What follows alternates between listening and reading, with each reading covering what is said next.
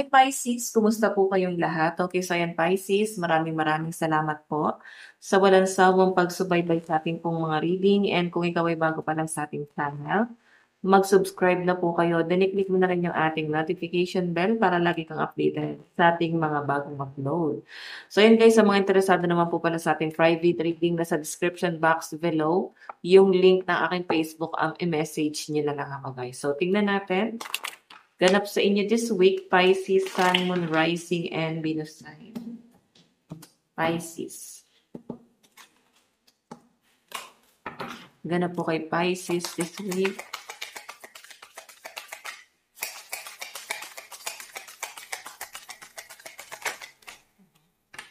Meron tayong the world. So ito guys ay parang pagkakaisa, sama-sama. So, mararamdaman mo Pisces this week yung pagkakaisa, or mararamdaman mo kung sino talaga yung totoong tao na nagmamalasakit, nagmamahal sa'yo, at hindi ka iiwan, no? Mafe-feel mo siya this week na parang, ay, may mga tao pala talagang nagsusupport sa akin. May mga tao pala talagang handa akong tulungan pa rin, no? So, kung may mga nawawala na ng pag-asa dito, lalo sa mga Pisces na um, what I mean, lalo sa mga Pisces na nasa Sun, Moon, Rising, and Venus sign nila, kung ito ay nasa birth chart nyo, sa nakikita ko guys, pwedeng may mga nawawala na po ng pag-asa. Pero ito guys, mararamdaman nyo, lalo na sa mga nag-a-abroad, no? Ayan, kung medyo na-homesick ka, nakaka-feel ka ng frustration kasi malayo ka sa family mo, hindi mo gusto yung ginagawa mo. So, nakikita ko sa inyo, Pisces, na ma-overcome mo to, no? Pero pwede na rin naman, guys, na malayo ka talaga literal sa pamilya mo. And nakikita ko yung lungkot na nararamdaman nyo dito, Pisces. Lungkot kasi hindi na kayo magkakasama. Kailangan nila, guys, lumayo.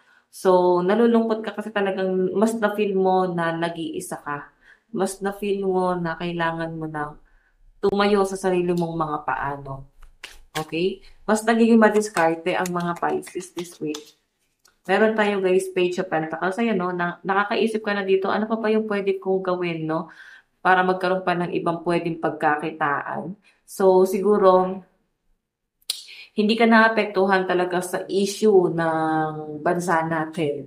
Pili ko kasi meron ka mas mabigat na problema. Okay lang yun guys, no? Na mag-focus ka sa sarili mo kasi Page of Pentacles to. Okay? So, meron naman guys affected, pero may iilan dito na feeling ko kasi nagkakaroon ka ng problema sa pamilya mo, kaya parang ito yung mas tinututukan mo ngayon. Okay? Kailangan meron ka ng gawin, kailangan magkaroon ka na ng ibang resources, magkaroon ka na ng maayos sa trabaho. So, nakikita ko sa mga Pisces guys, natatakot ka eh. Pwede kasi na hindi ka ma-regular sa trabaho mo. Okay? Baka may conflict na nangyari. Meron tayong the lover. So, pagdating sa love life mo to, Pisces, pwede yung person mo yung nawalan ng trabaho dito. Pwede ikaw ay housewife. Or kung lalaki ka, nasa bahay ka lang.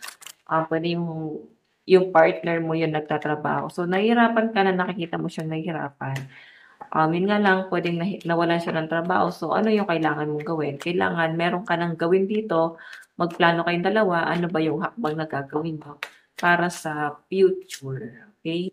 Okay, so ayan Pisces, siguro meron kayong kailangan pag-usapan din ng person mo para mas makapag-save kayo, no? Para hindi na kayo guys nangangamba pagdating sa future niyong dalawa. Kasi to guys, Four of Pentacles, so yan, mas lalo mong binavalue talaga yung pera mo ngayon. Mas lalo mong naiisip this week, no? Mas lalo mong may isip na kailangan ko pala talagang mag-save kasi merong mas importante or may mas malaking issue na kailangan mong pagtuunan ng pansin. Okay? So, tingnan natin guys. Meron tayong Three of Cups. Ito guys ay celebration. So, may nakikita ako dito guys na posible, no? Kaliwat kanan kasi yung mga gastusin mo. So, hindi ka nakakapag-ipon. Ang dami mong gusto gawin, ang daming nangyayari, hindi mo tuloy makuhang mag-ipon. Pero may ipon ka naman dito. Yun nga lang guys, kaliwat kanan lang talaga yung nag-aalok ng mga kung ano-ano ibebenta siguro or bilhin mo, property, something like that. So, napapagastos ka tuloy. Okay. So, tignan pa natin guys.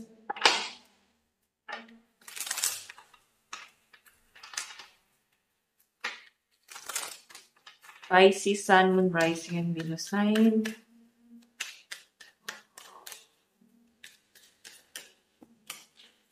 Travel talaga yung nakikita ko sa inyo, guys. Posible, no, na meron kayong biyahe sa malayo. Nakikita ko rin dito, Pisces, na parang kayo ay nagpa-plano mag-abroad, out of town, or pwedeng dito lang naman sa Pilipinas, pero nasa malayong lugar mo planong pumunta. Like, kunyari, Manila to Bicol, mga ganong kalayo, or Manila to Bisaya, or Palawan, mga ganong kalayo. Feeling ko meron ka nga ayusin doon. Meron kang pinaprocess doon. Ayan o. Documents, requirements, or pwede naman guys, mga titulo, ari-arian, na parang pinaprocess nyo ngayon. Okay? Tingnan natin guys. Meron tayong, ayan, ako. Daming humahanga sa mga Pisces, no? Siguro sa mga na-achieve mo din sa buhay. Kaya ang daming humahanga sa inyo. Meron tayong, okay. So, may nakikita ko guys mga materyales. Nagpapagawa ba kayo ng bahay? May nakikita rin ako guys parang gamit sa bahay na parang ngayon pa lang, parang iniisip niyo na nabilhin. So, ang dami nyo guys gusto dito na mangyari. So, ngayon pa lang nag-iipon ka na. Ang ganda ng mga plano ng mga Pisces, no? Okay? May mga bagay lang dito, ay nag-flip kasi to. May mga bagay lang dito guys sa parang hindi mo kayang i-let go muna sa ngayon, no? Kung ano man yung mga nakasanayan, napamahal na sa inyo, hindi nyo guys kayang iwan. Kung may relocation, no, paglipat ng bahay, so pwedeng yung attachment doon sa bahay, hindi nyo guys kayang iwan. Kasi doon ka na lumaki, napamahal ka na doon sa lugar na yon. So, medyo nalulungkot lang kayo guys sa mga nangyayari. Bagay-bagay na yan. Okay? Tignan natin guys, meron tayong judgment. So, siguro, may mga Pisces dito na parang pinapasuggest nyo na lang ang lahat. Parang, Lord, kayo na bahala kung saan man papunta, no? Kung saan na patungo itong buhay ko. Parang ganon. So, sa relationship mo kasi guys, kung nawala ng trabaho tong person mo, isa to sa nagpapastress sa inyo, or pwedeng ikaw yung nawala ng work, pwede naman guys na may trabaho siya, or kay parehas. Pero mukhang may problema kayo pagdating sa tahanan, okay? Ayan. So, tingnan natin guys ang advice. Meron tayong I was called here on a mission. So, sinasabi ng guys na hindi ka naman daw mapupunta sa sitwasyon mo ngayon kung walang dahilan. Pwedeng para mas malaman mo or makita mo kung ano talaga yung forte mo, ano talaga yung gusto mo mangyari sa buhay mo. Masyado kang i-challenge para ikaw mismo, alam mo ano yung gagawin mo, no? Ano yung hakbang na gagawin mo para sa buhay mo. Okay? Malayo-layo na yung nararating ng mga Pisces dito. Okay? So, yun guys. Ito lang naman po ang inyong reading. Maraming salamat. God bless and love you all. Bye-bye po.